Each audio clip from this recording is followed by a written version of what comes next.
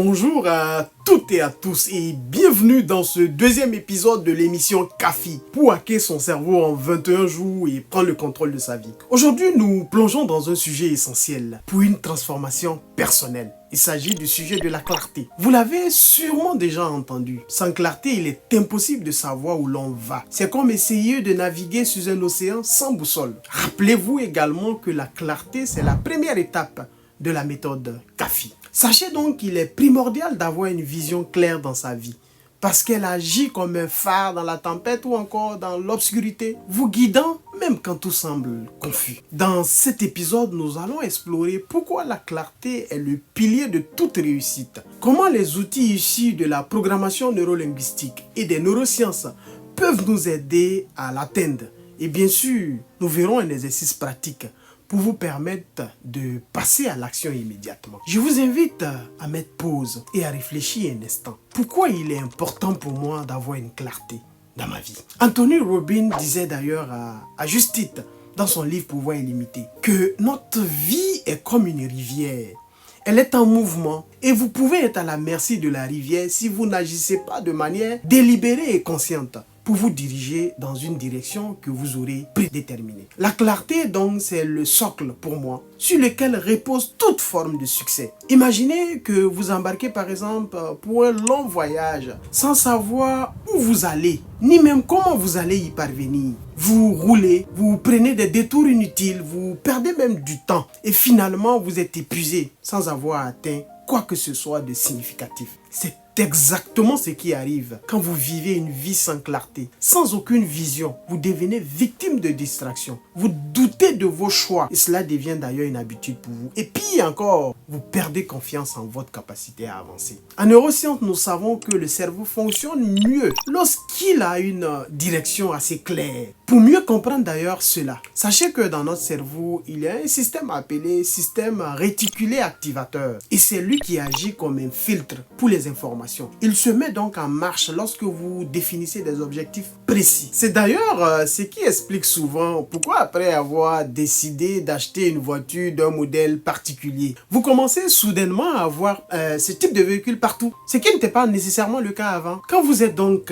clair sur vos objectifs, vous envoyez un signal fort à votre cerveau. C'est là que je veux aller. Et il commence donc à filtrer les opportunités, les idées et les solutions qui correspondent à cette vision-là. La PNL aujourd'hui possède des outils pertinents pour aider à clarifier vos objectifs et vos aspirations. L'une d'ailleurs de ces approches fondamentales est la définition des objectifs selon les critères SMART. Donc pour faire assez léger, le critère SMART, c'est d'abord d'avoir des objectifs qui soient spécifiques. Votre objectif là, vous devez clairement le définir. Mesurable pour dire tout simplement, lorsqu'on serait en action, vous devez avoir des jalons, des éléments qui vous permettent de mesurer votre évolution par rapport à l'atteinte de votre objectif. Est-ce que l'objectif que je me suis fixé est atteignable? Est-ce que c'est réaliste compte tenu des ressources que j'ai à ma disposition actuellement? Et également, le réalisme là, il doit être en accord avec mes valeurs. Quelque chose que tu te fixes comme objectif et qui n'est pas en accord, c'est une interdiction. Selon tes valeurs et tes principes, il est clair qu'il y a un problème.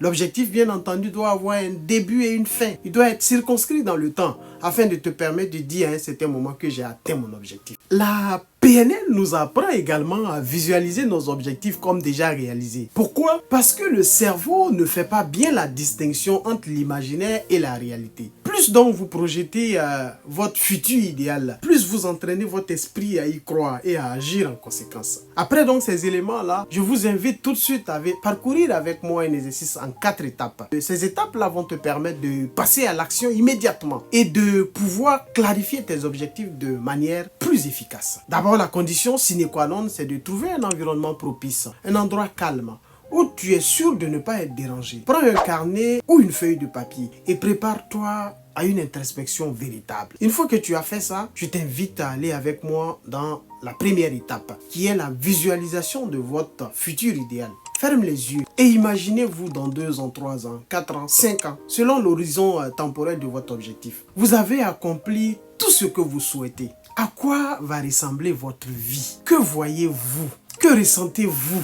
Qui est autour de vous? Vivez ce moment-là pleinement afin de développer l'ensemble de vos sens qui soient stimulés pendant cet exercice-là. Prends le temps de détailler cette vision-là, car c'est elle qui te guidera vers tes prochains pas. Ce film-là, vis-le pleinement. Ce film de ta vie future dans lequel tu es le principal acteur.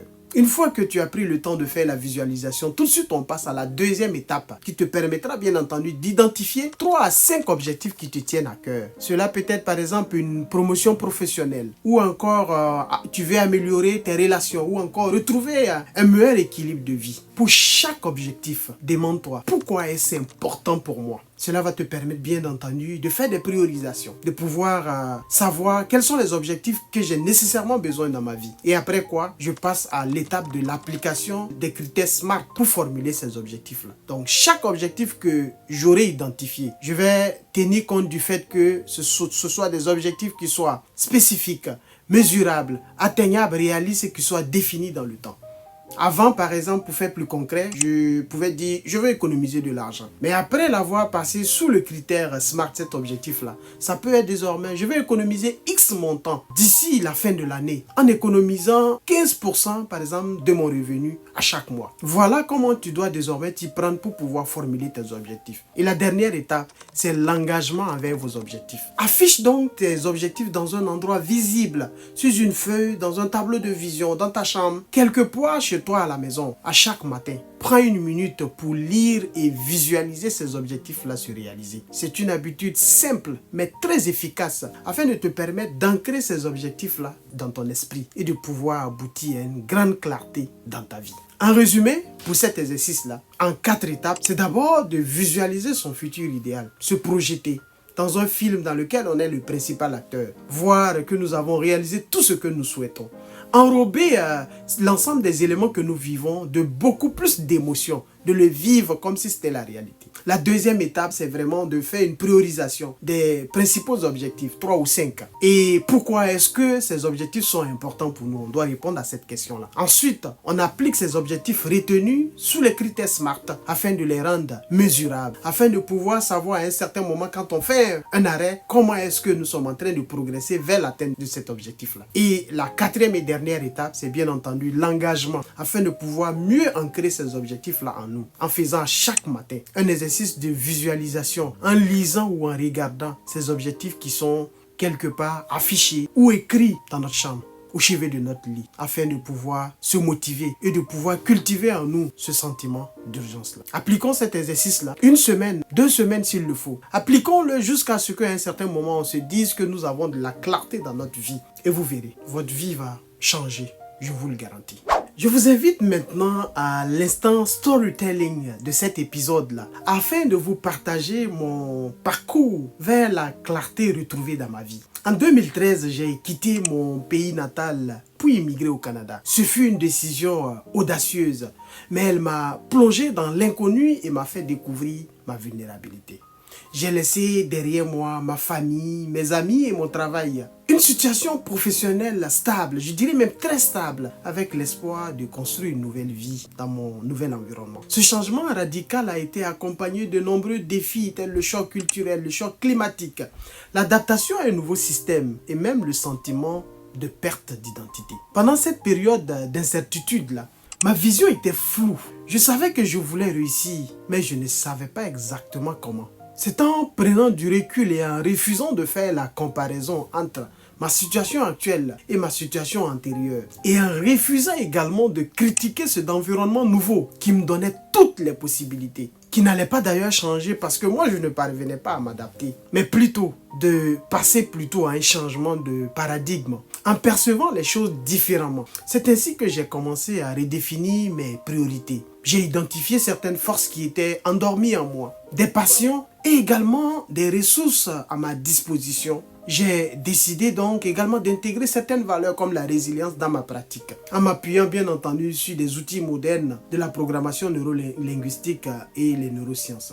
Avec donc une clarté retrouvée dans ma vie, j'ai pu me fixer des objectifs précis, comme exercer dans un emploi que j'aime, celui de conseiller auprès des décideurs politiques. Et aussi d'ajouter à cet arc-là plusieurs autres cordes, comme toute la dimension de développement personnel. Avec les différentes formations, le mentorat et les accompagnements personnels que j'ai eu à faire, je suis donc outillé aujourd'hui à exercer comme conseiller en développement organisationnel et développement personnel. Cette clarté retrouvée également m'a permis de développer d'autres objectifs comme d'écrire des livres ou encore de bâtir une communauté engagée ou encore de partir des ateliers interactifs. Cette démarche, je dirais, m'a permis de transformer des défis en opportunités et d'avancer avec confiance dans la vie.